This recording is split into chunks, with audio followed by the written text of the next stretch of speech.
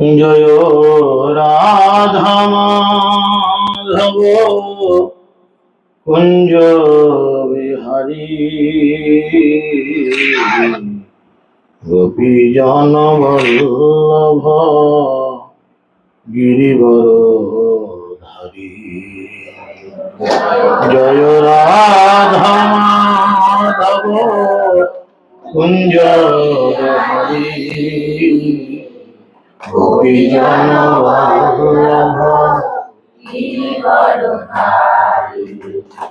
জয় রাধা মাধব কুঞ্জ বিহারী গোপী জন বল্লভ গিরিবর ধারী। জয় রাধা মাধব কুঞ্জ বিহারী গোপী জন বল্লভ যশোদানন্দন ব্রজ জন রঞ্জন যশোদা যমুন তীর বনচারী যমুন তীর বনচারী যমুন তীর বনচারী যমুন তীর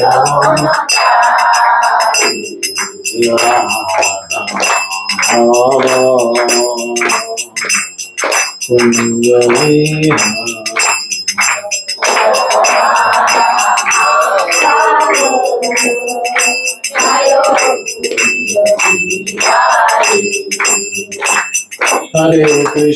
हरे कृष्ण कृष्ण कृष्ण हरे हरे हरे राम राम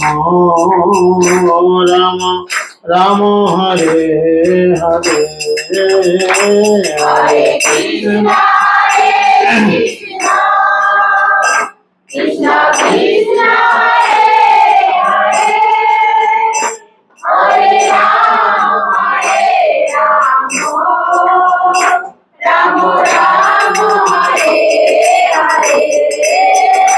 Hare Krishna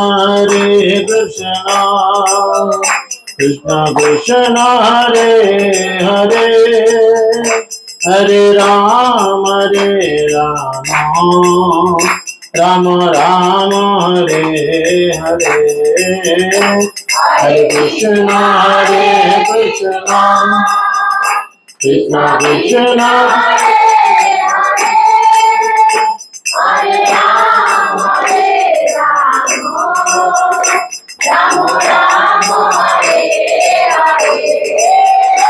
जय राधा माधव जय राधा माधव राधा माधव जय राधा माधव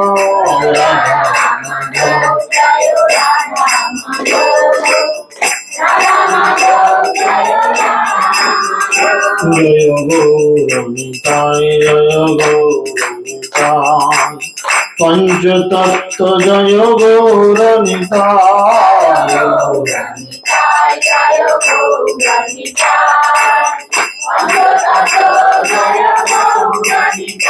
जय जय प्रभुपाद प्रभुपाद प्रभुपाद प्रभुपाद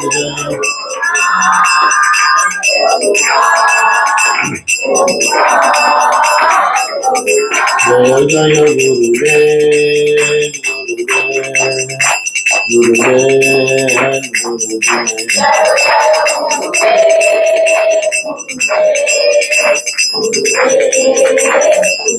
निताय गौर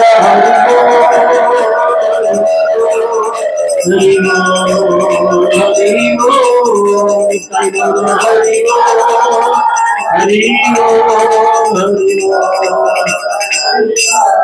बोल ओम ज्ञानं तिमिरन्धस्य ज्ञानाञ्जनशलाकया चक्षुरुन्मिलितं येन तस्मै श्रीगुरवे नमः। ओम विष्णुपादाय कृष्णपृष्ठाय भूतले श्रीमते जयपताका स्वामिनिते नमो आचार्यपादाय निताय कृपाप्रदायिने गौरकथा दामोदाय नमो विष्णुपादाय कृष्णपृष्ठाय भूतले श्रीमते भक्तिवेदांत स्वामी नमस्ते सरस्वती देवे गौरवाणी प्रचारिणे निर्विशेष शून्यवादे पश्चात्तदेशोतारिणे श्री कृष्ण चैतन्य प्रभु नित्यानंद श्री अद्वैत गदाधर शिवासदि गौरभक्तवृंद हरे कृष्ण कृष्ण कृष्ण हरे हरे हरे राम राम राम। ओम नमो भगवते वासुदेवाय। ओम नमो भगवते वासुदेवाय। ओम नमो भगवते वासुदेवाय।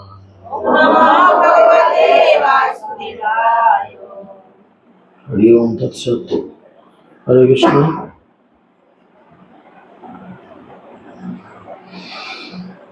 সকলকে আন্তর্জাতিক কৃষ্ণ ভাবনামৃত সংঘ তথা ইসকন নামটার পক্ষ থেকে প্রীতি শুভেচ্ছা এবং অভিনন্দন। তো আপনারা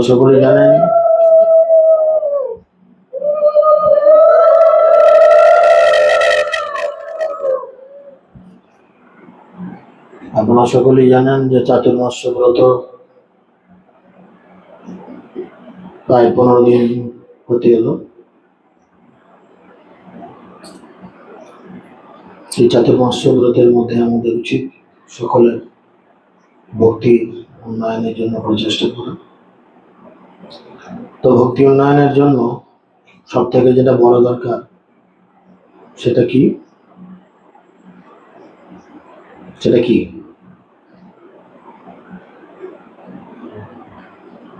সঠিকভাবে জপ করা বা সঠিকভাবে ভগবত সেবায় নিজেকে নিয়োজিত করা।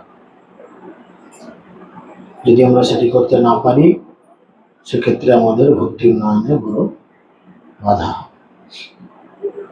তো মহাপ্রভু যখন ছিলেন পুরীধামে, তিনি অহরহ সেই চিন্তা করতেন কিভাবে এই রসকে আস্বাদন করা যায়। জয় জয় গৌরচন্দ্র, জয় নিত্যানন্দ, জয় অদ্বৈত চন্দ্র, জয় গৌর ভক্তবৃন্দ। এই মতো মহাপ্রভু বৈশে নীলাচলে রজনী দিবসে কৃষ্ণ বিরহে বিহলে স্বরূপ রামানন্দ এই দুই জনার সঙ্গে রাত্রি দিনে রসগীত শ্লোক আস্বাদনে নানাভাবে উঠে প্রভুর হর্ষ সক্রোশ, দৈন উদ্বেগ আরতি উৎকণ্ঠা সন্তোষ। সেই ভাবে নিজ শ্লোক পড়িয়া শ্লোক অর্থ আস্বাদয়ে দুই বন্ধু লইয়া কোন দিনে কোন ভাবে শ্লোক পঠন, সেই শ্লোক আস্বাদিতে রাত্রি জাগরণ। অর্থাৎ মহাপ্রভু কৃষ্ণ বিরহে বিহ্বল হয়ে তিনি কি করেছেন, তিনি বারবার কৃষ্ণ প্রেমের তল্লাশ করছেন এবং এই তল্লাশ করতে করতে তিনি বিভিন্ন শ্লোক আস্বাদন করছেন এবং বিভিন্ন শ্লোক আস্বাদন করার ফলে তার হৃদয়ে, তার শরীরে বিভিন্ন রকম রোমাঞ্চ, পুলক, হর্ষ ইত্যাদি ইত্যাদি বিভিন্ন অষ্টসাত্ত্বিক ভাব বা বিকাশ প্রকাশিত হচ্ছে। কোন দিন মহাপ্রভু কোন একটি শ্লোককে নিয়ে তার দুই বন্ধুর মতো ছিলেন, তাদেরকে নিয়ে তিনি রাত্রি জাগরণ করতেন এবং সারা রাত জেগে জেগে সেই শ্লোকের প্রত্যেকটা অক্ষরের অর্থ যাচাই করতেন। হর্ষে প্রভু কহেন শুনো স্বরূপ রামানয়। কখনো কখনো তিনি ঘোরের মধ্যে বলতেন রামানন্দ রায় এবং স্বরূপ দামোদর, এই দুজনকে নিয়ে সারা রাত পড়ে থাকত। অ্যাকচুয়াল এই যে গৌরলীলায় এরা দুজন, এরা কৃষ্ণলীলায় ছিলেন ললিতা আর বিশাখা। কৃষ্ণ তো ললিতা বিশাখাকে নিয়ে সবসময় থাকতেন। তাই স্বরূপ দামোদর এবং রামানন্দ রায় ভগবানের দিব্য নাম সংকীর্তনের এই কলিযুগে উদ্ধার পাওয়ার পরম উপায়। মহাপ্রভু বলছেন, শুনো স্বরূপ রামা রায়, নাম সংকীর্তন কলৌ পরম উপায়। এই কলিযুগে উদ্ধার পাওয়ার একমাত্র পরম উপায়। পরম উপায় মানে সব থেকে শ্রেষ্ঠ উপায়, একমাত্র উপায়। সেটা কি না? নাম সংকীর্তন। সংকীর্তন যজ্ঞে করিল কৃষ্ণ আরাধন, সেই তো সুমেধা পায় শ্রীকৃষ্ণের চরণ। তিনি এই কলিযুগে শ্রীকৃষ্ণের আরাধনার কোনার পন্থা হচ্ছে সংকীর্তন যজ্ঞ। যিনি সেইটি করেন তিনি অবশ্যই বড় বুদ্ধিমান ব্যক্তি। বুঝে গেল? সুমেধা মানে হচ্ছে বুদ্ধিমান, এবং তিনি অবশ্যই শ্রীকৃষ্ণের পাদপদ্মে আশ্রয় লাভ করতে পারেন। আমরা যদি সংকীর্তন করি, সংকীর্তন মানে কি? সংকীর্তন কথার অর্থ কি কে বলবেন? সমবেত ভাবে কীর্তন মানে সবাইকে একসাথে নিয়ে কীর্তন করা, একে বলে সংকীর্তন, তাই না? তো সেই জন্য তিনি বলেছেন। আর এছাড়াও শ্রীমদ ভাগবতমের একাদশ স্কন্ধে 5 নম্বর অধ্যায় 32 নম্বর শ্লোকে সেখানে বর্ণনা রয়েছে, কৃষ্ণ বর্ণ তিসাহ কৃষ্ণং সঙ্গপাঙ্গ উপারসদম যজ্ঞই সংকীর্তনই প্রায় জয়ন্তী হি সুমেধস। অর্থাৎ যে পরমেশ্বর ভগবান কৃষ ও ন শব্দাংশ দুইটি নিরন্তর উচ্চারণ করবেন, যে ব্যক্তি পরমেশ্বর ভগবানের এই দুইটি শব্দ কৃষ আর ন দুটো মিলিয়ে কি হচ্ছে কৃষ্ণ, এই দুইটি শব্দাংশ নিরন্তর উচ্চারণ করেন, কলিযুগের বুদ্ধিমান মানুষেরা তার উপাসনার নিমিত্ত সর্বতভাবে নাম সংকীর্তন করে থাকেন। যদিও তার গাত্র বর্ণ কৃষ্ণ নয়, তবুও তিনি হবেন কৃষ্ণ। কৃষ্ণের গায়ের রং কি? জল ভরা মেঘের মতো কালো। কিন্তু এই কৃষ্ণের গাত্র বর্ণ মানে গায়ের রং কালো নয়, তবুও তিনি কৃষ্ণ। তিনি সর্বদা কি করবেন? তার পার্ষদ সেবক এবং সংকীর্তন রূপ অস্ত্র দ্বারা ঘনিষ্ঠ সহচর দ্বারা পরিবৃত থাকবে। কার কথা বলা হচ্ছে? চৈতন্য মহাপ্রভুর কথা। এটা মহাপ্রভু আসার অনেক আগে ভাগবতমে ঘোষণা হয়েছে। কি না? কলিযুগে, এই কলিযুগে কৃষ্ণ এই নাম সংকীর্তন উচ্চারণকারী একজন ব্যক্তি আসবেন, ঠিক আছে? এবং তিনি কি করবেন? তার গাত্রবর্ণ কৃষ্ণ নয়, কৃষ্ণবর্ণ নয়, তবুও তিনি কৃষ্ণ। বুঝা গেল? এবং তার সঙ্গে তার পারিষদ বর্গ থাকবে। আপনি মহাপ্রভুর সঙ্গে দেখুন সবসময় পারিষদ বর্গ থাকবে, এবং তার সেবক বা সংকীর্তন রূপ অস্ত্র। মহাপ্রভুর অস্ত্র কি ছিল? সংকীর্তন। চাঁদ কাজী এত বড় অত্যাচার করলো, মহাপ্রভু কি করলেন? খেটো বাঁশ, তরোয়াল, করতাল, বঁটি, ঝাঁটা, জুতো নিয়ে গেল কি মারবার জন্য। তিনি কি করলেন? সবাইকে ডেকে হরিনাম করে সেখানে পৌঁছলেন। এটাই হচ্ছে মূল অস্ত্র কলিযুগে, বুঝেছেন?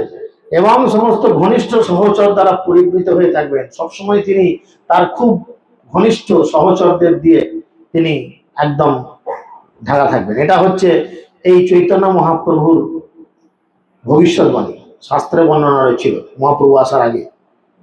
নাম সংকীর্তন হইতে সর্বনাথ নাশ, সর্বশুভোদয় কৃষ্ণ প্রেমের উল্লাস। শ্রীকৃষ্ণের দিব্য নাম কীর্তন করার ফলে সমস্ত অনর্থ থেকে মুক্ত হওয়া যায়। কয়টি অনর্থ আছে? অনর্থ আছে 4 রকম। সেই 4 রকমের অনর্থ থেকে ধীরে ধীরে মুক্ত হওয়া যায়। সুকুমারবাবু, 4টি অনর্থ কি কি? লক্ষ্মীবাবু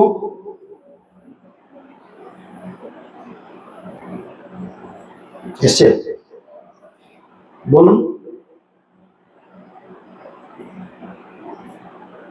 তাহলে বলেন কি হবে? নাম কীর্তন করার ফলে এই 4টে কিন্তু ক্লিয়ার হবে। যদি না হয় যেন নাম কীর্তনে ঠিক হচ্ছে না। তাই তিনি বলছেন সর্বপ্রকার মঙ্গলের উদয় হবে, কৃষ্ণ প্রেমের তরঙ্গের দ্বারা প্রবাহিত হতে শুরু করবে। তিনি বলছেন তার প্রথম শ্লোক, চেত দর্পণমার্জনম ভব মহাদাবাগ্নি নির্বাপনম শ্রেয়া কৈরব চন্দ্রিকা বিতরণং বিদ্যাবধু জীবনম आनंद्यम बुद्धिवर्धनम प्रतिपदम पूर्णमृतवस्वादनम सर्वत्मं सपनं परं विजयते श्री कृष्ण संकीर्तनम। মহাপ্রভু বলছেন যে চিত্তরূপ দর্পণের মার্জনাকারী। আমরা হরিনাম করলে আমাদের 7টা লাভ হয়। কয়টা লাভ হয়? 7টা লাভ হয় হরে কৃষ্ণ বললে। কি কি? 1 নাম্বার হচ্ছে চিত্তরূপ দর্পণের মার্জিত হয়। দর্পণ মানে আয়না। আয়নাতে আমরা কি দেখি? মুখ দেখি, আমার সাজগোজ ঠিকঠাক আছে কিনা। তাহলে চিত্তরূপ দর্পণ মানে এই আয়নাতে আমার চিত্তকে, আমি নিজেকে দেখতে পাবো। আমার প্রকৃত স্বরূপ এই দর্পণের মধ্যে দিয়ে ফুটে উঠবে। কি করলে? কি করতে হবে? জল দিয়ে আর খবর কাগজ দিয়ে ঘষতে হবে? হ্যাঁ, ঘষতে হবে, কিন্তু খবর কাগজ জল দিয়ে নয়, হরে কৃষ্ণ মহামন্ত্রের দ্বারা সেকে মার্জিত করতে হবে। তাহলে আমাদের হৃদয়ের সমস্ত কিছু নোংরা আবর্জনা দূরে সরে যাবে, আর গিয়ে তখন বুঝতে পারবো যে আমি হচ্ছি শ্রীকৃষ্ণের নিত্য দাস বা দাসী। 1 নাম্বার। 2 নাম্বার কি? ভবরূপ মহাদাবাগ্নি নির্বাপনকারী। এই জড় জগতে চিন্তা করেন সবাই জ্বলছে, সংসার দাবানলে দিবানিশি হিয়া জলে পরিবারে না দেখি উপায়। সংসারে সবাই জ্বলছে, দিনে রাত জ্বলছে। কেউ কথার দ্বারা জ্বলছে, কেউ অন্য লোকের দ্বারা জ্বলছে, কেউ পশু পক্ষী ও অন্যান্য কীট পতঙ্গের দ্বারা জ্বলছে। তার মানে কি? 3 রকম ভাবে কষ্ট আমরা পাচ্ছি, অধিদৈবিক, অধিভৌতিক, আধ্যাত্মিক। অন্য প্রাণীর দ্বারা, অন্য জীবজন্তুর দ্বারা, বা প্রকৃতি দ্বারা, বা দৈবিক কোনো উপায় কষ্ট পাচ্ছি। রাস্তা দিয়ে আসছেন, ঝঞ্ঝর ঝঞ্ঝর করে বৃষ্টি নেমে গেল, বজ্রাঘাত পড়লো, মাথায় পড়লো, হয়ে গেল, ফুটে গেল। বা মরলেন না, 1 ধার ঝলসে আপনি রয়ে গেলেন। এরকম পরিস্থিতি তৈরি হচ্ছে। তাহলে কি হবে না, যদি আমরা হরে কৃষ্ণ মহামন্ত্র কীর্তন করি, তাহলে দ্বিতীয় লাভ হচ্ছে ভব মহাদাবাগ্নি আমাদের ধীরে ধীরে নিভবে। দেখুন, আগে আমি জানি না আপনাদের কথা, আমি যতটা লোফার ছিলাম, আমি আমার কথাই বলছি অনলাইনে, আগে কারুর চোখ রাঙানি আমি সহ্য করতাম না। চোখ রাঙাবে তো কলার ধরে কানমুতে চড়িয়ে সোজা ক্লাবে তুলে নিয়ে গিয়ে মেরে তার পয়সায় ফিস্টি হয়ে যেত। আমি এরকমই মানুষ ছিলাম ভাই, খোঁজ নিয়ে দেখো, আমি ভালো অনুষ্ঠান। তাহলে এখন কি হচ্ছে? এখন অনেকের চোখ রাঙানি, অনেকের মুরলি চুপচাপ সহ্য করছে। কেন? হরিনাম করছি, জপ করছি, ধীরে ধীরে ভগবান সহ্য ক্ষমতা বাড়িয়েছে। একবারে আমাকে যে সাধু করে দিয়েছে তা নয়, যে বউ ছেড়ে ছেড়ে দিয়ে আমি এবার আশ্রমে যে সাধু হয়ে গেছি, না, তা নয়। আগের থেকে বেড়েছে না কমেছে? এটা সবার জীবনেই ঘটবে যদি আমরা সঠিকভাবে হতে। তার মানে কি? দাবাগ্নি, যেটা আগুনটা আমার ভেতরে যেটা জ্বলছিল, সে আগুনটা এখন আর জ্বলে না। ভাববে না যে আগুনটা নিমিয়ে গেছে, এর আর কিছু নাই, না, এরা জ্বলে। কখন জ্বলে? কখন জ্বলে? ভগবত বিদ্বেষী জনকে দর্শন করলে জ্বলে। ক্রোধ ভক্ত বিদ্বেষী জনে, ভক্তদের নিয়ে আকথা কুকথা বললে এখনো সে আগুন জ্বলে। গুরুবর্গকে নিয়ে, ইস্কনকে নিয়ে, অন্যান্য এই ধরনের বৈষ্ণব সম্প্রদায়কে নিয়ে উল্টোপাল্টা কথা বললে এখনো সে আগুন জ্বলে। তরোয়াল চালাইনি বলে ভেবো না যে তরোয়াল চালাতে ভুলে গেছি। বন্দুকের টিকারে হাত দিইনি বলে ভেবো না যে বন্দুক তাক করতে ভুলে গেছি। পুকুরে নামিনি তা বলে এই নয় যে সাঁতার কাটতে ভুলে গেছি। দরকার পড়লে কাটা যাবে, কিন্তু এখন আর ওইসবের জন্য বন্দুক ধরার দরকার পড়ে না, ওইসবের জন্য মেজাজ দেখানোর দরকার। এখন মেজাজ দেখানোর দরকার পড়ে কিসে? না, শাস্ত্রীয় শিক্ষা অনুযায়ী ক্রোধ ভক্ত বিদ্বেষী জন্য। বোঝা গেল? 3 নম্বর লাভ, জীবনের মঙ্গল রূপ কৈরব চন্দ্রিকা বিতরণকারী। আমরা যদি হরিনাম করি, আমাদের জীবনে সর্বমঙ্গল এসে উপস্থিত হয়। সর্বমঙ্গল। আপনি চিন্তা করে দেখুন, যদি তাই না হবে, জন্ম নিলেও হরে কৃষ্ণ, বিয়ে করতে গেলেও নববিষ্ণু, মরলেও ঘাড়ে নিয়ে হরি বল, বলে কিনা? কৃষ্ণ ছাড়া, বিষ্ণু ছাড়া কারুর কোনো গতি নেই, আমরা দেখছি। তার মানে কি? সেই তার নাম যদি আমরা জীবনে গ্রহণ করি, আমাদেরও সার্বিক মঙ্গল হবে। আমরা যখন বিপদে পড়ি তখন শুধু ভগবানকে ডাকি, অন্য টাইমে কিন্তু নেতা চোতা বা বাবা মাকে ডাকি। ঠেলায় পড়লে তবে গরু গাছে ওঠে, নালে গরু গাছে ওঠে না। আমরা যখন ঠেলায় পড়ি তখন ভগবানকে ডাকি। তো সেই জন্য যদি আমরা ভালোভাবে ডাকি, আমাদের জীবনে হবে আর কি, বিদ্যাবধূর জীবন স্বরূপ। এই জগতের সমস্ত বিদ্যার মধ্যে শ্রেষ্ঠ বিদ্যা হচ্ছে ভাগবত বিদ্যা। কারণ এই জগতের যে কোনো বিদ্যা মৃত্যুর সাথে সাথে শেষ হয়ে যায়, আর থাকে না, আর থাকে না। আপনি এত কষ্ট করে ডাক্তারি পড়ে আসলেন, ডাক্তারি করছেন, আপনি এখন পৃথিবী বিখ্যাত একজন ডাক্তার, আপনার ফিজ এখন 10,000 টাকা, আপনাকে দেখাতে গেলে এখন 10 মাস লাইন দিতে হয়। এরকম ব্যক্তিত্বের ডাক্তার আছে, দুম করে মরে গেল। পরের জীবনে হয়তো ভালো কাজের জন্য আবার ডাক্তার হলো, বা সরি আবার মানুষ হয়ে জন্মালো। জন্মানোর সাথে সাথে কি সে অপারেশন করবে, রুগী দেখবে? আবার তাকে শিখতে হবে এবিসিডি, অ আ ক খ শিখতে হবে না?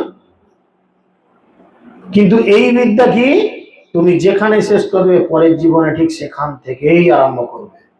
এই বিদ্যা মরলেও তোমার সাথে চলে। বিদ্যা মধ্যে কোন বিদ্যা বড়? যে বিদ্যা মরিলেও, যে বিদ্যা সাথে চলে সেই বিদ্যা দৃঢ়। এই বিদ্যা মৃত্যুর পরেও আমার সাথে যাবে। যার জন্য লক্ষ্য করে দেখবেন, কেন এই কথা বলা হচ্ছে লক্ষ্য করে দেখবেন, আমরা কেউ কেউ অনেক বয়স্ক লোকজন আছি, আমরা ঠিক করে করতাল বাজাতে পারি না, মৃদঙ্গ বাজাতে পারি না।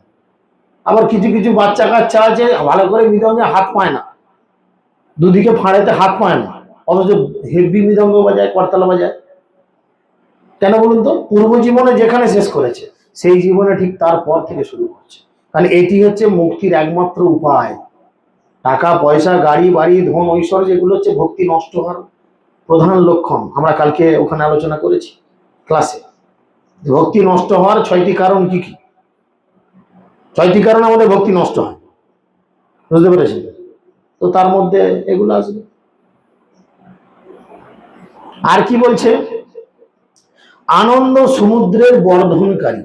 আমরা যদি হরিনাম করি আমাদের ধীরে ধীরে আনন্দ বাড়বে। যখন প্রথম হরিনাম করতে আরম্ভ করেছি তখন আমাদের কতটা ভালো লাগতো, এখন ততটা ভালো লাগে না। যতই ঘাল লাড়ুক এমনি করে, হ্যাঁ না লাগে না। কারণ লাগার লক্ষণ এটা নয়, এটা লাগার লক্ষণ, এগুলো বদমাইশির লক্ষণ। লাগার লক্ষণ এগুলো নয়, ঠিক আছে? প্রেমের লক্ষণ এটা নয়।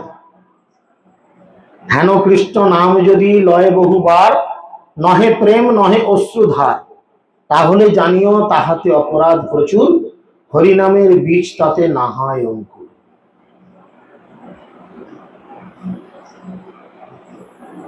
চিন্তা করেন, লোকের বিচার করে লাভ নেই, নিজে বিচার করাই ভালো। আজ 18-20 বছর হয়ে গেল ভক্তি জীবনে আছি, তাহলে 20 বছরে কত না জব করেছি, তাই না? 10 বছর হয়ে গেল ব্রাহ্মণ দীক্ষা আমার, তাহলে ডেলি 3 বার করে গায়ত্রী করেছি, নন স্টপ চলছে, মরে গেলে তবে বন্ধ, গুরু মহারাজ বলেছে।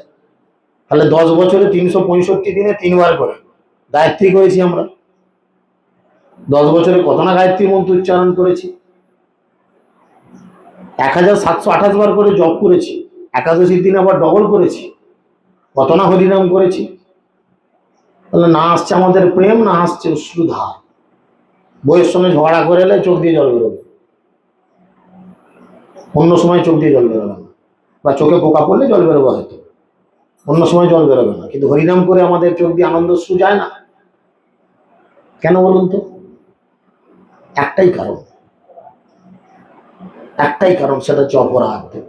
বৈষ্ণব অপরাধ 3 ভাবে হয়, কায় মন বাক্য, 3 ভাবে হয়।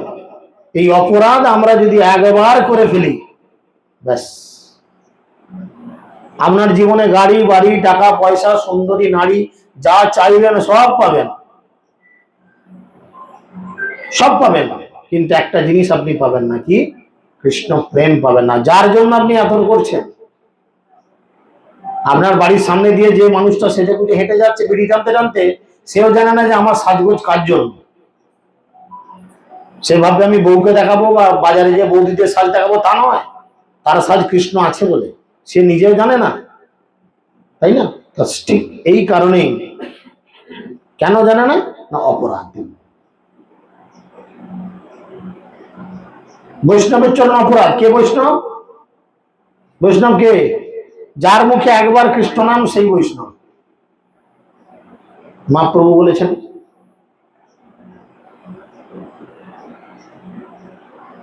যার মুখে সবসময় কৃষ্ণ নাম সে বৈষ্ণব, মহাপ্রভু বলেছেন।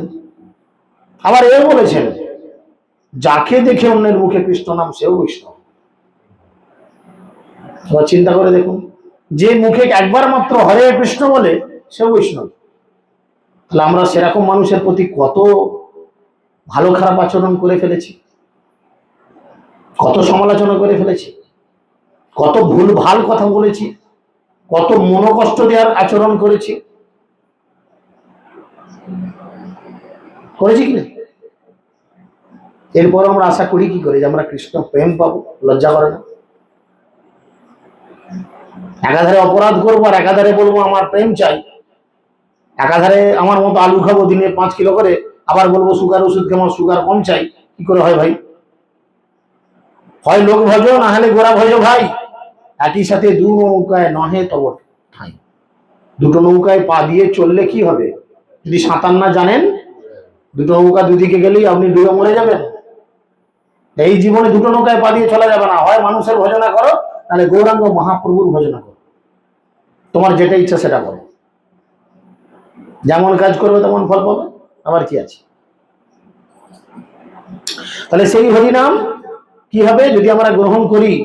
আমাদের আনন্দের সমুদ্র বর্ধন হবে, বাড়বে, ধীরে ধীরে গভীরতা বাড়বে, ধীরে ধীরে দায়িত্ব বাড়বে।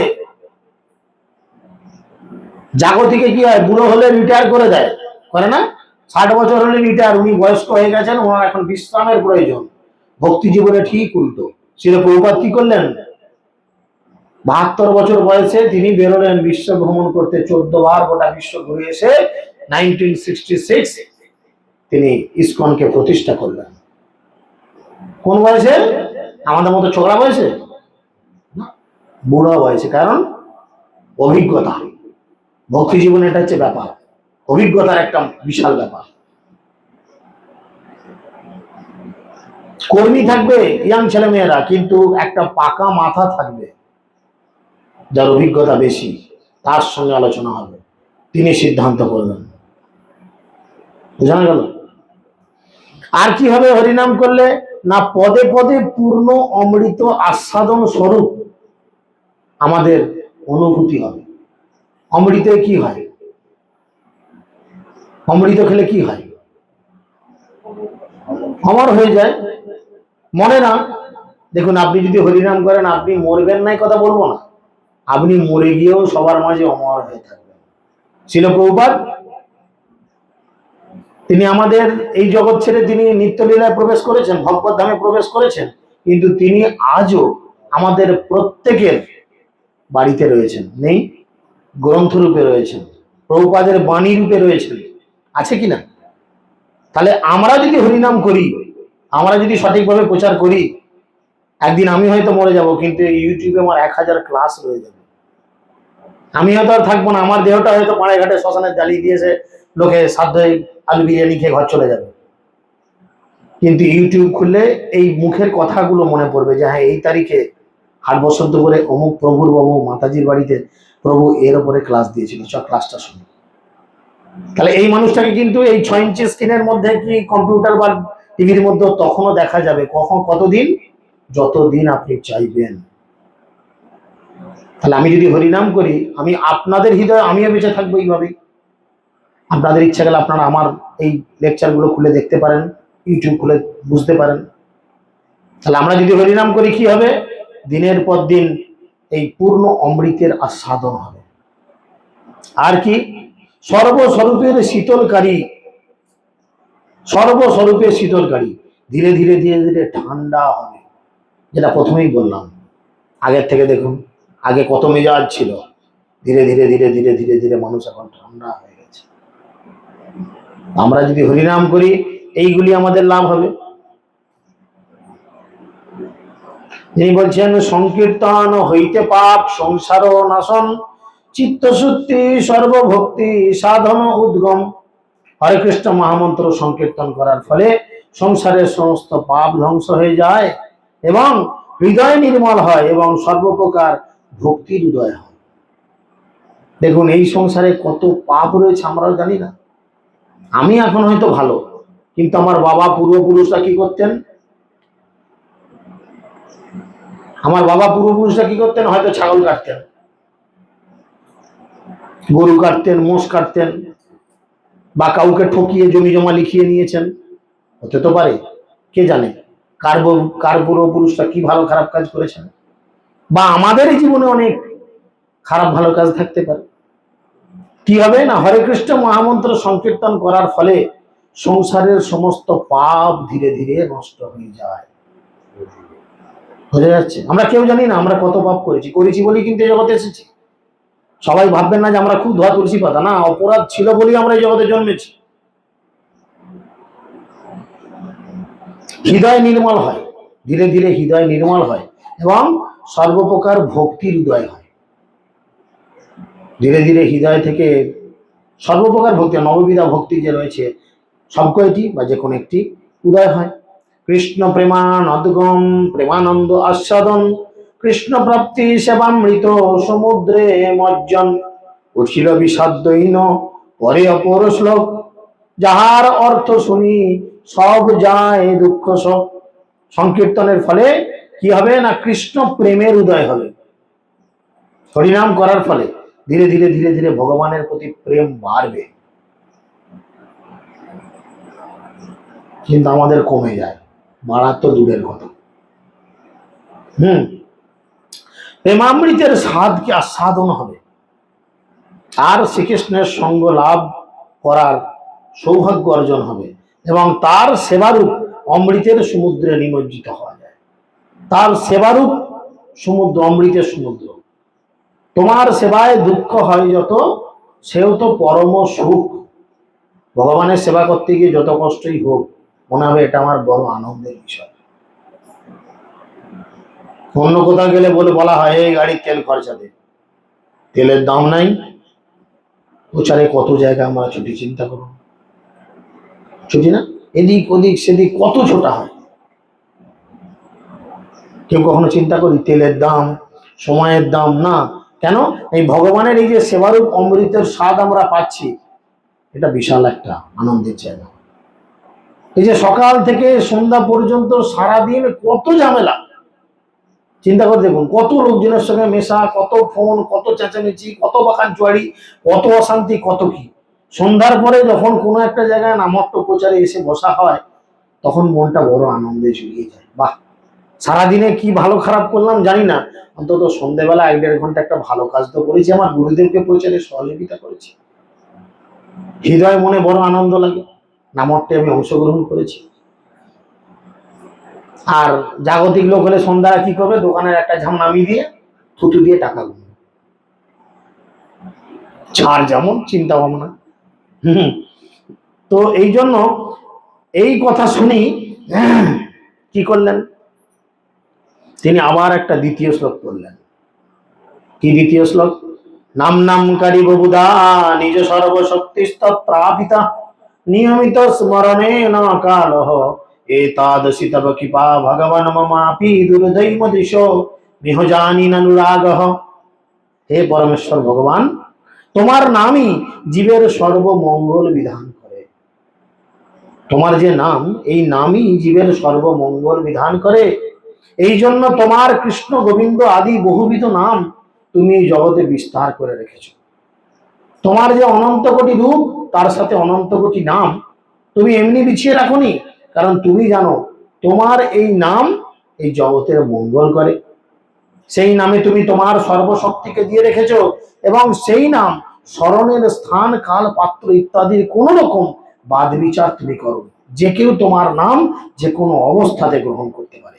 হে প্রভু, জীবের প্রতি এইভাবে কৃপা করুণা করে তুমি তোমার নামকে আরো সুলভ করেছো, যে কেউ তোমার নাম যেভাবে গ্রহণ করতে পারে। তথাপি আমার এমনই দুর্দৈব, মানে আমার এমনই পোড়া কপাল, আমার এমনই মন্দ ভাগ্য যে সেই নাম গ্রহণ করার সময় আমি অপরাধ করি এবং তার ফলে তোমার সুলভ নামে আমার অনুরাগ জন্মায়। তোমার নাম একবার গ্রহণ করলে আমার সমস্ত পাপ দূরীকরণ হওয়ার কথা। হে প্রভু, সেই নাম আমি অনন্ত কোটিবার গ্রহণ করলাম, কিন্তু আমার পাপ গেল না। তাহলে আমার ভাগ্য ভালো না খারাপ? তাই তিনি বলছেন আমার কপাল এত দুর্দৈব যে সেই নাম গ্রহণ করার সময় আমি অপরাধ করি। এবার দেখুন কিভাবে অপরাধ। কারণ মায়া বিভিন্ন ভাবে বিভিন্ন মানুষকে পরীক্ষা নেয়, মায়া পরীক্ষা নেয় বিভিন্ন মানুষকে বিভিন্ন ভাবে। আমরা তার চরণ অপরাধ করে ফেললাম। তার ফলে কি হলো? এই নামের প্রতি আমাদের একদম অনুরাগ জন্ম হলো। আপনারা সকলে অজামিলের কাহিনী জানেন। চিন্তা করেন, অজামিল কিন্তু না জানতে, না চাইতে, না জেনে বুঝে তার একমাত্র ছোট ছেলের নাম নারায়ণ রেখেছিলেন। এবং যখন যমদূতরা তাকে টানা হিজড়া করেছিলেন তখন কি হয়েছিল? তখন তিনি ওই নাম উচ্চারণ করার ফলে যমদূতদের কবল থেকে মুক্তি লাভ করেছিলেন। করেছিলেন কিনা?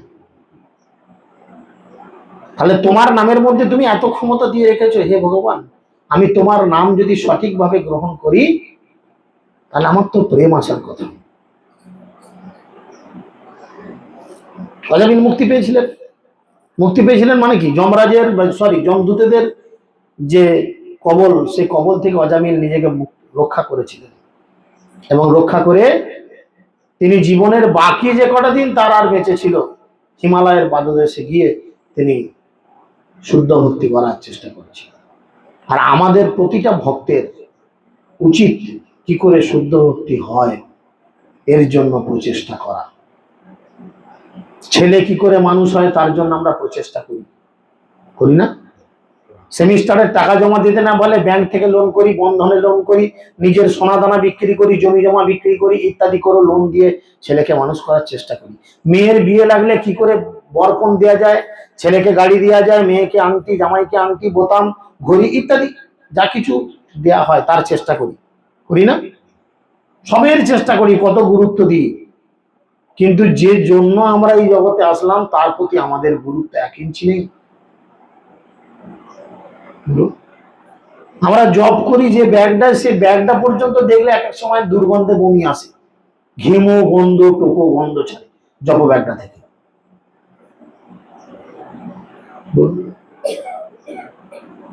নিজের থাকার জন্য এত বড় একটা 15x15 ঘর করি, আর ভগবানকে টাঙিয়ে রাখি একটা পাথরের উপর। প্রেম। আমরা দেখাতে চাই কত ভালোবাসি। আমাদের ভালোবাসা আর মুসলমানের মুরগি পোষা দুটি সমান। জামাই এলেই জবাই হয়ে যাবে, এক্ষুনি বড় রোগ জ্বালা দিক, এক্ষুনি ঘরে বিপদ দিক, রইল ঝোলা চললো ভোলা। তখন আর ভগবানের থাকার জন্য তাকও জুটবে না, ডাস্টবিন বা বিছানার তলা বা অন্য কোনো দেয়ালে। তখন যদি এখন তাক জুটে তখন আবার দেয়ালে গলায় দড়ি দিয়ে পেরেক দিয়ে টাঙিয়ে দেবে, এরকম করে টাঙানো থাকবে রাধামাধব। এই হচ্ছে আমাদের ভক্তি। নিজেদের জন্য ভালো ঘরে থাকবো আর বেটা ভগবানকে রাখবো চিলেকোঠার ঘরে, যেখানে গরমে লোকের টিকি পর্যন্ত দাঁড়িয়ে যায়। হ্যাঁ, সেইখানে ভগবান থাকবে।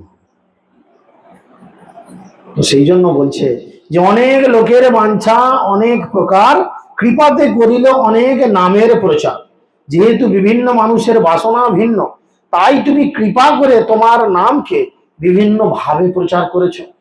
খাইতে যথা, খাইতে শুইতে যথা তথা নাম লয়, কাল দেশে নিয়ম নাহি সর্বসিদ্ধি হয়। খাওয়ার সময়, শোয়ার সময়, যেখানে সেখানে ভগবানের নাম গ্রহণ করা যায়। নাম গ্রহণ করার জন্য অন্য কোনো স্পেশাল ব্যবস্থা কিছু নেই। যে কোনো ভাবে, যে কোনো মুহূর্তে, এমনকি বাথরুমে থেকেও আপনি বাহ্যকর্মাদি করতে করতে ভগবানের নাম গ্রহণ করতে পারেন, এতেও কোনো অপরাধ নাই। এই শিক্ষা মহাপ্রভুকে দিয়েছিলেন।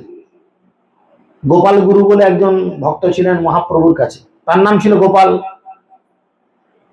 তো মহাপ্রভু একদিন ভক্তদের মধ্যে বলছেন যে সব সময় ভগবানের দিব্য নাম গ্রহণ করব, কিন্তু বাহ্যকর্মের সময় না না ভগবানের ইষ্টনাম গ্রহণ করা উচিত।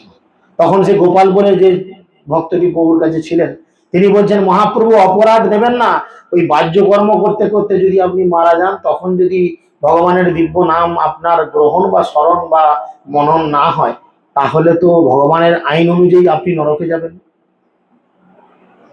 তাহলে কারণ কারুর বাহ্যকর্মাদি করতে করতে মারা যায়, তো পায়খানা করতে করতে অনেকে তো মারা গেছে, না যায়নি জগতে কেউ। তখন তখন মহাপ্রভু নিজের ভুলটা বুঝতে পেরেছেন, ঠিক বলেছ তো। তখন তিনি বলছেন এই কথা, খাইতে শুইতে যথা তথা নাম লয়, কাল দেশ নিয়ম নাহি সর্বসিদ্ধি হয়। খেতে শুতে জাগতে যে কোনো অবস্থায় ভগবানের দিব্য নাম গ্রহণ করা যায়, তার কোনো বিচার নেই। যিনি এই নাম গ্রহণ করেন তার এই জগতে সর্বসিদ্ধি হয়। সর্বশক্তি নামে দিলা করিয়া বিভাগ, আমার দুর্দৈব নামে নহি অনুরাগ। তুমি তোমার প্রতিটা নামে তোমার সর্বশক্তিকে অর্পণ করেছো, প্রত্যেকটা নামে তুমি তোমার সর্বশক্তিকে অর্পণ করেছো, কিন্তু হায় ভগবান, আমার কি পোড়া কপাল যে আমার তোমার নামের প্রতি অনুরাগ জন্মাচ্ছে না। চিন্তা করো।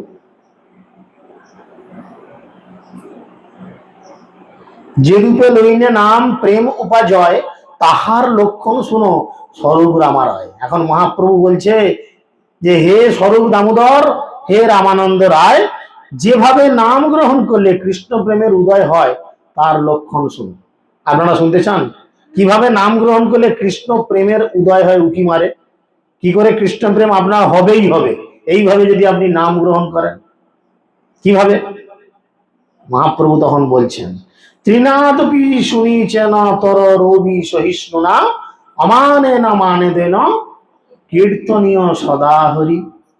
অর্থাৎ যিনি নিজেকে সকলের পদদলিত তৃণের থেকেও ক্ষুদ্র বলে মনে করেন, যিনি বৃক্ষের মতো সহিষ্ণু, যিনি নিজে মান শূন্য এবং সকলকে সম্মান প্রদর্শন করেন, তিনি সর্বক্ষণ ভগবানের দিব্য নাম কীর্তন করার অধিকারী হয়।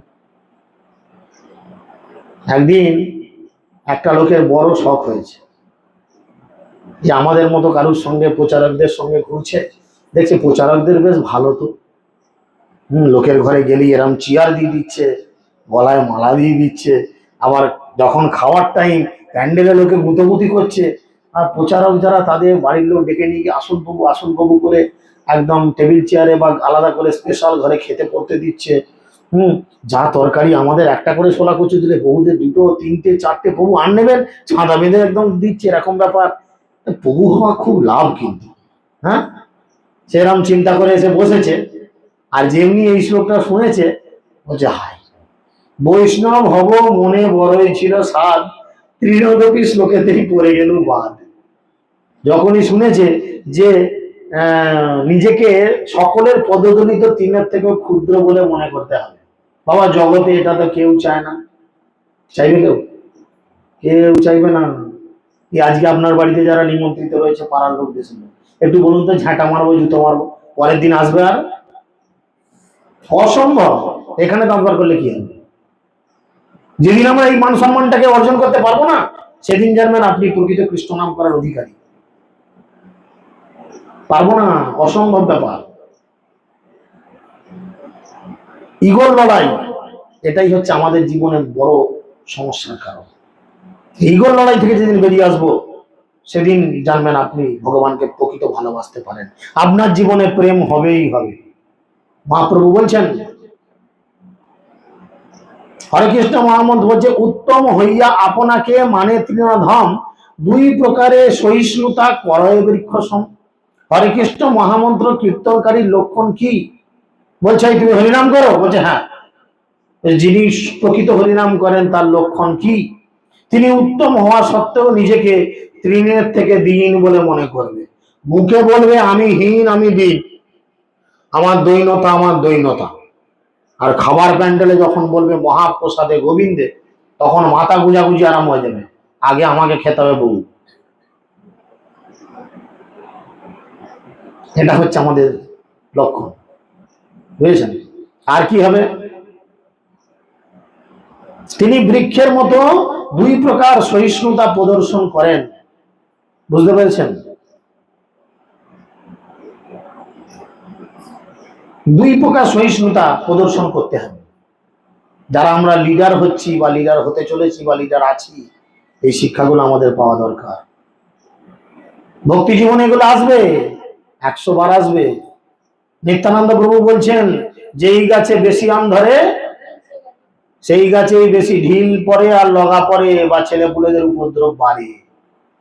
ভক্তি জীবনে এসে যদি আপনার দুর্নাম না হয়, বাকান চুয়ারি দুটি না খান, অশান্তি না হয়, ঝামেলা না হয়, তাহলে জানতে হবে আপনার ভক্তি জীবন ঠিক নাই। বুঝেছেন? যারা দুর্নাম করা তারা এমনিই করবে, তাদের চরিত্রই ওটা। আপনি তাদের নিয়ে চিন্তা করলে ভগবানকে নিয়ে কে চিন্তা করবে?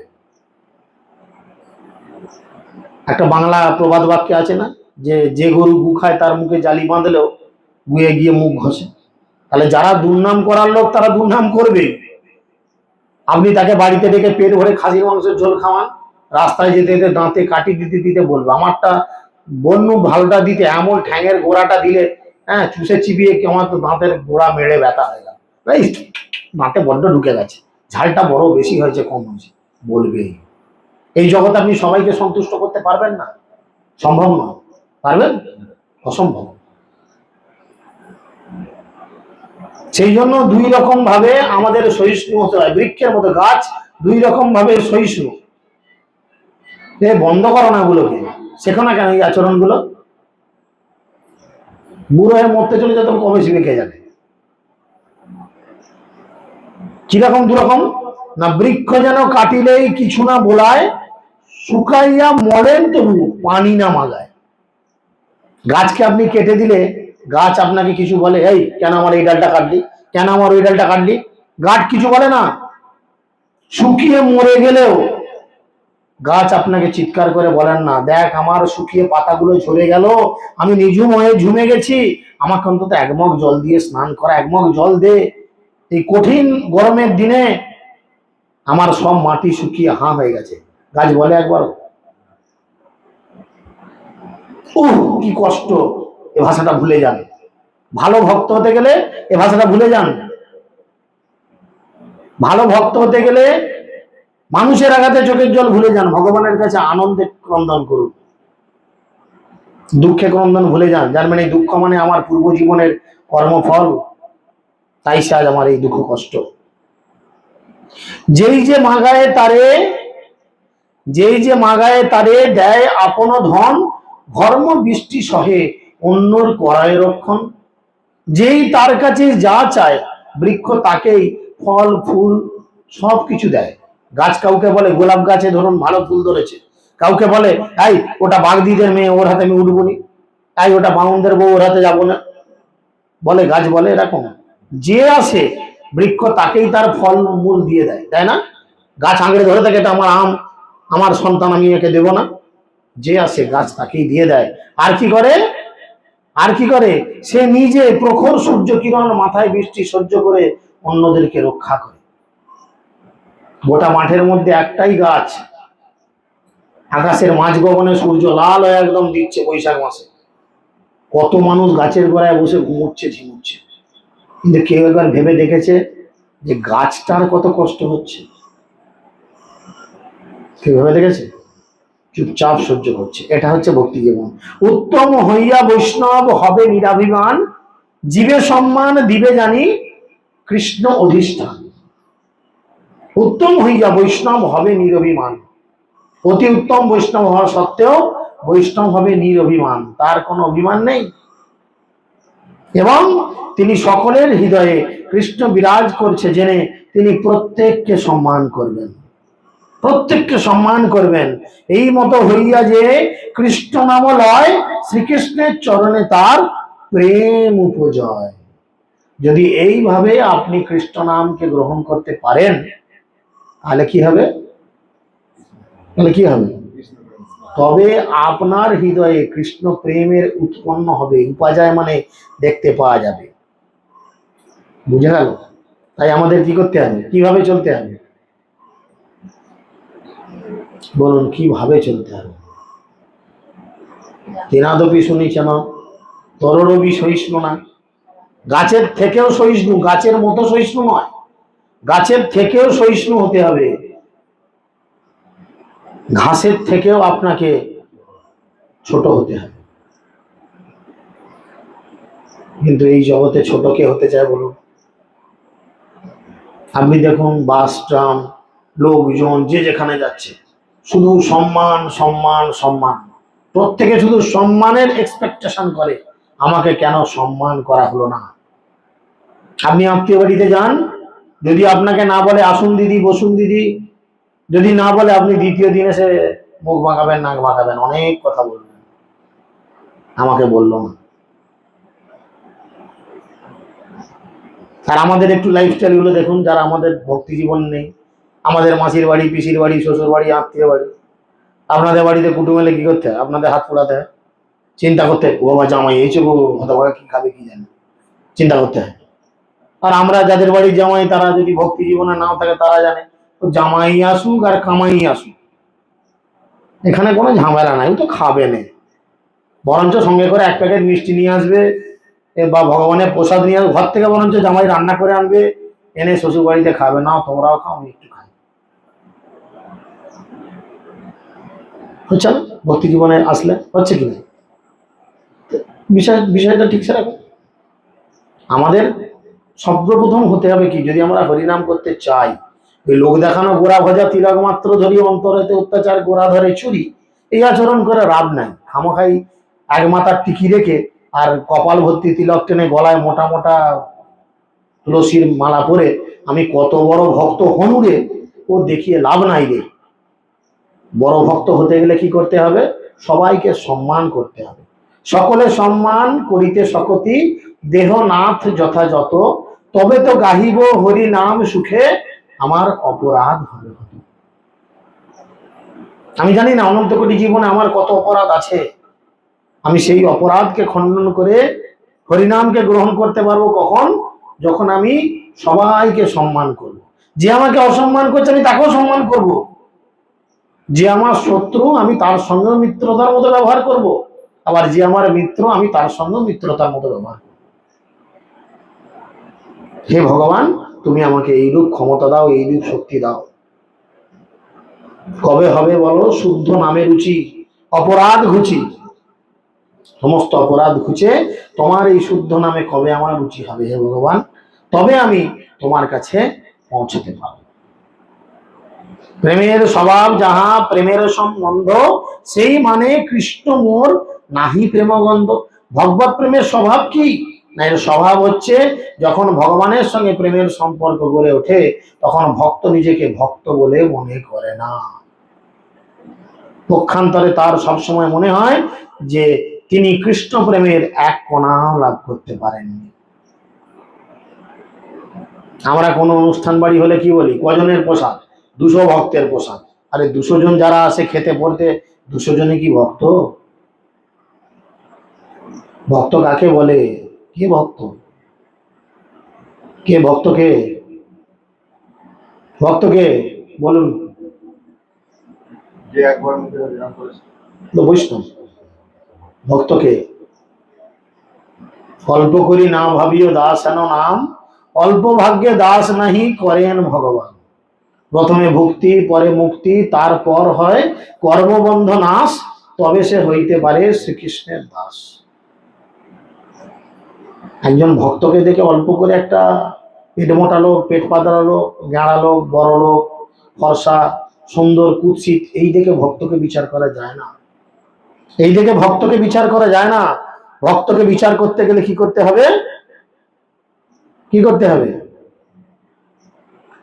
তার পূর্বের সমস্ত কর্ম বুঝতে হবে। অল্প করে কেউ ভক্ত হয়ে যায় না। অল্প ভাগ্য হলে ভগবান তাকে দাস রূপে গ্রহণ করবে না। আপনি চিন্তা করে দেখেন, ভক্ত বাড়িতে তারা সবসময় ভগবানকে নিবেদিত মহাপ্রসাদ গ্রহণ করছে, আর গোটা জগতের লোক কি খাচ্ছে? ভগবানকে নিবেদিত নয় এরকম জিনিস গ্রহণ করছে, যেটা ভগবানকে নিবেদিত নয় তার মধ্যে গীতায় বলছে কি রয়েছে? পাপ রয়েছে। তাহলে তারা গ্রাসে গ্রাসে পাপ ভক্ষণ করছে। ব্যাপার কি, একটা জায়গায় কিলাতে কিলাতে কিলাতে কিলাতে সেই জায়গাটা না অবশ হয়ে যায়, সেই জায়গাটার আর কোনো ফিলিং থাকে না। প্রতিদিন একটা জায়গায় মারবেন, প্রথম প্রথম খুব লাগবে, ব্যথা হবে, তারপরে দেখবেন কয়েক সপ্তাহ বা কয়েক মাস পর সেই জায়গাটা এমন কালো হয়ে জমে গেছে, সেখানে যতই মারেন আর কোনো ফিলিং নেই, কোনো অনুভূতি নেই। সেরকম এই পাপময় জীবনযাপন করতে করতে করতে করতে করতে করতে আমাদের হৃদয় থেকে ভগবানের প্রতি প্রেমটাই চলে গেছে। এখন হৃদয় হয়ে গেছে কত কঠিন, চিন্তা করেন, হৃদয় হয়ে গেছে কত কঠিন। সেজে গুজে ভুরু প্লাক করে, মুখে ক্রিম মাখিয়ে, মাথার চুল বেঁধে, সুন্দর শাড়ি পরে কুচি দিয়ে টেনে কোমর পর্যন্ত গুঁজে দিয়ে কি করতে যাচ্ছি? মরা পুরোতে যাচ্ছি, রান্নাঘরে মরা পুরোতে যাচ্ছি। তার মানে কি হৃদয় কত কঠিন। মায়েদের হৃদয় কত কোমল হয়, কত নরম হয়, তবে কি সে তাকে বলে মা, বলে না? মায়েদের হৃদয় কত কোমল, একটা সন্তান তার মায়ের কাছে সর্বতভাবে ডিপেন্ডেবল। মা ইচ্ছা করলে সন্তানকে স্তনে কালকুট বিষ মিশিয়ে মেরে দিতে পারে, মা ইচ্ছা করলে সন্তানের মুখে খাবার দিতে দিতে বিষ খাইয়ে গলা টিপে মেরে দিতে পারে, কিন্তু সন্তান কমপ্লিটলি ডিপেন্ডেবল তার মায়ের উপর। কেন? সে মা, সে মা। তাহলে যে জীবজন্তুগুলো আপনাকে মায়ের মতো মনে করছে, আপনার হৃদয় কতটা কঠিন হয়েছে, কতটা পাথর হয়ে গেছে, কতটা ফিলিং লেস হয়ে গেছে, যে আপনি তাদের জন্য আপনার এতটুকু হৃদয় কাঁদে না। আপনি পাষাণ হৃদয়ে গরম তেলের মধ্যে তাদের ছ্যাঁক করে ছেড়ে দিলেন। কই একবার সেই গরম তেলে নিজের ছোট্ট ছেলের পাটা ডুবিয়ে দিন তো, পাগল নাকি বলে উঠবো। কেন? তাই যদি আমরা হরিনাম করি, এই পাথর ঘষতে ঘষতে ঘষতে ঘষতে ঘষতে ঘষতে একদিন নরম হবে, তখন সে অপরের দুঃখে দুঃখী হবে, অপরের কষ্টে তারও চোখের জল বেরোবে। মহন্ত স্বভাবেই তাড়িতে পামর, নিজ কর্ম নাই তবু জান পরের ঘর। মহন্ত বা বৈষ্ণবের স্বভাব কি? তার নিজের কিছু কাজকর্ম নাই, তবু মানুষের উদ্ধারের জন্য, মানুষের কল্যাণের জন্য প্রতিটা গ্রামে গঞ্জে, প্রতিটা বাড়িতে তারা ছুটে যায় আর জোরহাত করে বলে, তোমরা হরিনাম গ্রহণ করো, এই কলিযুগের একমাত্র ধর্ম, এই কলিযুগের একমাত্র মন্ত্র। মহাপ্রভু বলেছেন, হরের নাম হরের নাম হরের নাম ওই কেবলম, কলো নাস্তেব্য নাস্তেব্য নাস্তেব্য গতির অন্যথা। এই কলিযুগে হরিনাম ছাড়া আমাদের কোনো গতি নাই। তাই তুমিও হরিনাম গ্রহণ করো। কিন্তু আমাদের এত দুর্দৈব যে তোমার নামের এত সুযোগ পাওয়া সত্ত্বেও গ্রহণ করছি না, কিছুতেই গ্রহণ করছি না। হরে কৃষ্ণ